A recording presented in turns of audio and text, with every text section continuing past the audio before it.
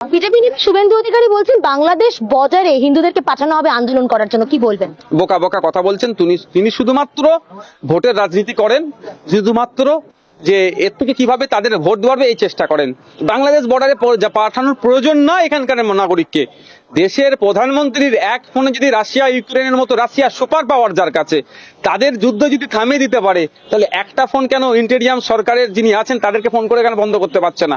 আমরা বাংলাদেশে যে সমস্ত ঘটনা ঘটছে, যতটুকু জানতে পারছি, যতটুকু দেখতে পাচ্ছি, চিন্ময় কৃষ্ণ দাস মহাশয়কে গ্রেফতার এবং তাকে যখন কোর্টে প্রডিউস করেছিল সেই সময় প্রডিউসের পরে এক অ্যাডভোকেটকে কুপিয়ে খুন করেছে, এই সমস্ত যে ঘটনা ঘটছে তীব্র ধিক্কার নিন্দা জানাচ্ছি। আমাদের ভারত সরকারের কাছে আমাদের বার্তা, এবং সাথে সাথে ইন্টেরিয়াম সরকারের কাছে এটাও বার্তা যে অবিলম্বে এগুলো বন্ধ করা হোক, এবং ভারত সরকার বাংলাদেশ ইন্টেরিয়াম সরকারের সাথে কথা বলে ওখানকার সংখ্যালঘুরা যারা নিরাপত্তায় নিশ্চিন্তে থাকে তার জন্য অবশ্যই জোরালো কণ্ঠে সওয়াল করুক। কিন্তু দুর্ভাগ্যের বিষয়, এরা এটা না করে এরা ওই মানুষকে খেপিয়ে তোলার চেষ্টা করছে। এদেরকে আপনি প্রশ্ন করুন, মণিপুরেও তো আজকে আদিবাসী বিভিন্ন সমাজের মানুষরা কিভাবে আক্রান্ত হচ্ছে, তাদের ধর্ষণ করে তাকে জ্বালিয়ে দিচ্ছে, এই বিষয়ে দুটো কথা বলবেন, দেখবেন মিডিয়ার সামনে মুখ খুলবে না। এদের প্রশ্ন করুন, উত্তরপ্রদেশে মসজিদের সার্ভে নামে কিভাবে ওখানে 4 থেকে 6টা মুসলিম ছেলেকে, সে তো ভারতীয়, সেও তো নাগরিক, তাকে খুন করা হলো পুলিশ রাষ্ট্রের দ্বারা।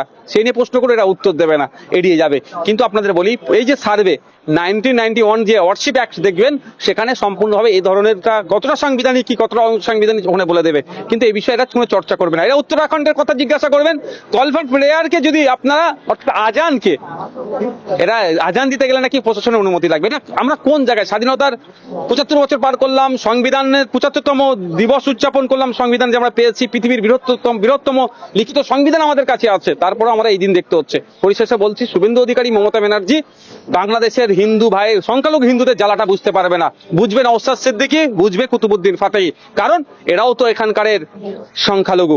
আমি আবারও বলবো যে সারা পৃথিবীতে সংখ্যালঘুরা অত্যাচারিত হচ্ছে, কোন জায়গায় ধর্মের কারণে, জাতের কারণে, বর্ণের কারণে, ভাষার কারণে, কালচারালি যারা মাইনরিটি সেখানে তারা আক্রান্ত হচ্ছে।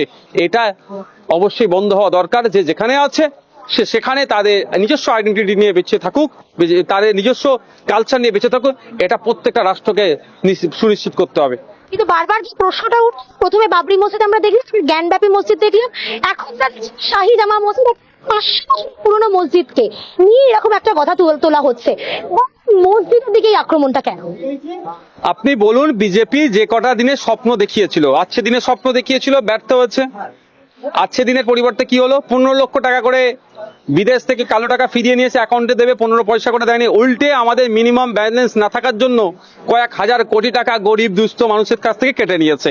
যেখানে দেখবেন যে কটা প্রজেক্ট বলেছিল বেকারত্বের কমিয়ে দেবে, কাজ দেবে, বছরে 2 কোটি চাকরি দেবে, এখন বেকারত্বের শীর্ষে আমাদের দেশ এগিয়ে যাচ্ছে। সাংবাদিক স্বাধীনতায় 2014 সালে সম্ভবত 54তম জায়গায় ছিল, আর 2024 10 বছরে 159 র্যাঙ্ক আমাদের, আউট অফ 180। মানে ভাবতে পেরেছেন আমরা কোন জায়গায় পৌঁছাচ্ছি? এরা বলেছিল 1 টাকায় একটা ডলার পাওয়া যাবে, আর এখন দেখলাম স্বাধীনতার পর থেকে সব থেকে বেশি টাকায় ডলার কিনতে হচ্ছে 84 টাকা 4-3 পয়সাতে। তো এই হচ্ছে মোদির সাফল্য। এই সাফল্যতে মোদির মুখ দেখাতে পারছে না, ভারতবর্ষের জনগণের হতশ্রী চেহারা ফুটে উঠছে। এটাকে চাপা দেওয়ার জন্য মন্দির মসজিদ, হিন্দু মুসলমান বাইনারি পলিটিক্স করতে হবে, এটাতে মানুষকে খাইয়ে রাখতে চেষ্টা হচ্ছে। আরজি করের প্রতিবাদ